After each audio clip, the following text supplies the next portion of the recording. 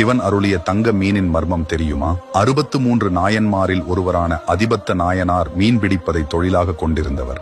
அவர் சிவபக்தர் என்பதால் வலையில் சிக்கிய முதல் மீனை சிவனுக்கு என கடலில் விடுவார். ஒரே ஒரு மீன் பிடிபட்டாலும் அதிபத்தர் சிவனுக்கு என கடலில் விடுவதால் அவர் குடும்பம் வறுமையில் தவித்தது. இதனால் மனைவியும் குழந்தைகளும் மிகுந்த பசியுடன் வீட்டில் உணவு இல்லை, ஏதாவது சம்பாதியுங்கள் என்றனர். அவர் மீன் பிடிக்கச் சென்றார். அப்போது சிவன் அவரை சோதிக்க வலையில் நவரத்தின தங்க மீனை அகப்படச் செய்தார். அதிபத்தர் அந்த பொன் மீனையும் சிவனுக்கே என கடலில் விட்டார். அதிபத்தரின் பக்தியால் மகிழ்ந்த சிவன் ரிஷப வாகனத்தில் தோன்றி அவரை ஆட்கொண்டார். இந்த நிகழ்வு நடந்த இடம் நாகப்பட்டினம் நீலாயதாட்சி சமேத காயாரோகணேஸ்வரர் கோயில். இங்கு ஆண்டுதோறும் ஆவணி ஆயில்ய நாளில் அதிபத்தர் உற்சவர் சிலையை ஒரு கட்டுமரத்தில் ஏற்றி கடலில் மீன் பிடிக்கச் செல்லும் நிகழ்வு நடைபெறும். அதிபத்த நாயனாருக்கு மரியாதை செய்யும் விதமாக இங்கு யாராவது இறந்தால் கோயில் முன் உடலை வைத்து சிவனின் மாலை வஸ்திரம் அணிவித்து மரியாதை செய்கின்றனர். காசியைப் போல இங்கும் முக்தி மண்டபம் உள்ளது.